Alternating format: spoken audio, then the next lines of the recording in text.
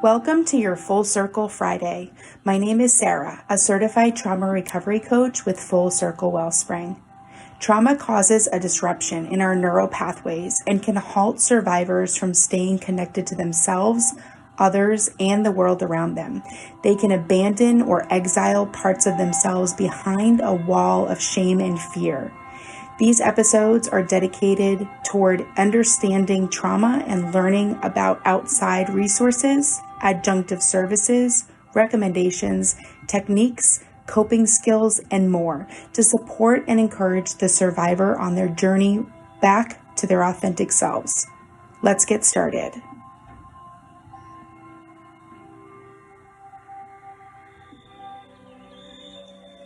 Today's topic is yoga. Commonly considered a spiritual practice, yoga itself comes from a Sanskrit word meaning to unite. Essentially, yoga is about uniting the mind and body. This practice is aimed at bringing harmony to the whole system, so I try not to focus on the fact that it's spiritual in nature, as that may be triggering for some. Thinking of it as harmony between the mind, body, and your human spirit, that's my best definition. The reason I love this resource is that very often trauma survivors experience quite a disconnect between their mind and body. Dissociation, numbing, medicating, and the like, those are all protective coping skills that keep the mind from feeling into the body and the body from being recognized by the mind.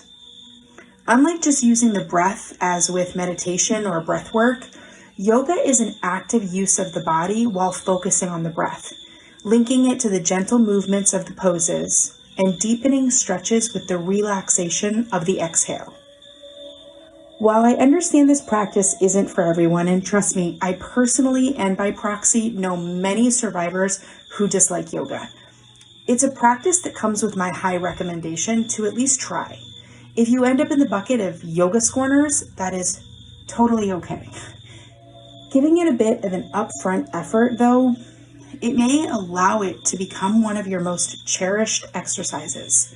Yoga is low impact, often low cardio, and generally low effort on the body.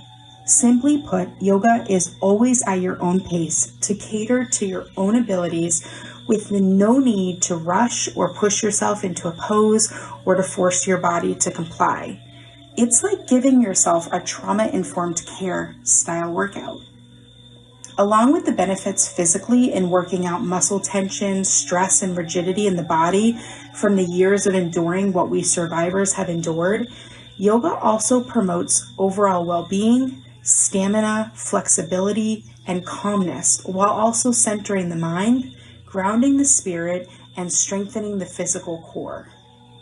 There are many different varieties of yoga, which I'll allow you to explore on other sites that are able to explain them all very well.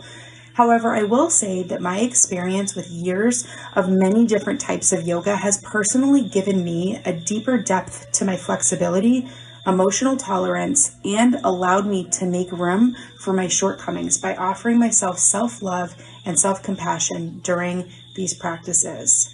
I am quite a physically rigid person from years of chronic stress and dysfunction. I carry the weight of joint pain and pretty severe inflammation. Yoga allows for a melting away of that internal tightness, while my mind is able to calm itself with balanced breathing and focusing on my mind-body connection.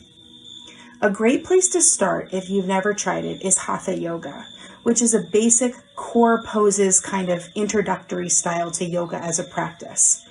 My favorite and one of the more challenging yoga techniques is called Forest Yoga. It's akin to Pilates in its gentle difficulty, but it's still following the generic principles of yoga in that the movements are linked with the breath, being kind to yourself is key, and you always show up where and how you are. There's aerial yoga, aqua yoga, and regular floor mat yoga.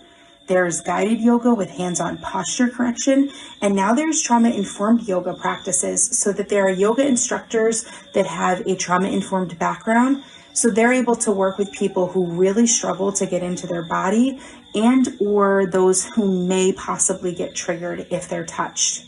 There's also a type of bodywork massage called Thai yoga massage, where the massage therapist is actually putting you into the yoga stretches. You're just laying there focusing on your breath, and then they're using gentle massage to help deepen the level of stretch. If a yoga class setting, maybe it isn't your taste or it's not up to your safety or comfort level, there's a lot of online instructors now, thanks to the pandemic, for popularizing home exercise classes. You could take a few basic yoga classes or even read some self-yoga books just to learn the basic poses, and then you can practice them completely at your own pace and your own interest level.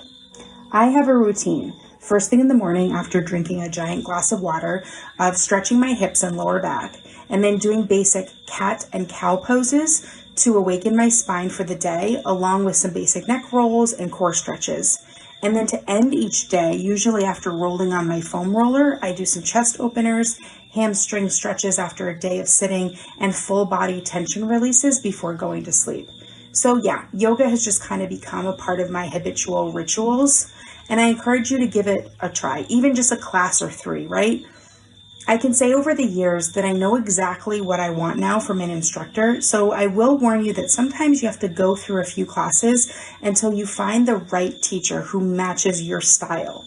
Then, once you find them, you stalk their class relentlessly. Believe it or not, I've actually never done something like a true hot yoga class. Although I have done yoga in hot outdoor settings, but a real Bikram yoga class, it is on my bucket list to try soon, so even I'm still learning. If you have questions about this episode, or you would like to learn more about body work, gentle physical movements, or any type of energy work, feel free to reach out. I would be more than happy to help you resource yourself to try any number of available modalities to help rebuild your mind, body, spirit connection. You got this. Thank you for joining me for today's episode of Trauma Survivorhood. This has been written and created by your host, Sara, a trauma recovery coach. For more info about me, trauma recovery resources, or to check out our support groups, classes, free survivor circles, private coaching, and more, visit www.fullcirclewellspring.com. Schedule a complimentary 20-minute discovery call to see if coaching is right for you. For the latest info on schedules and updates, follow us on Facebook at Full Circle Wellspring. All other media, social links, blogs, and show notes are posted in the episode guide below. Until next time, be well, survivors.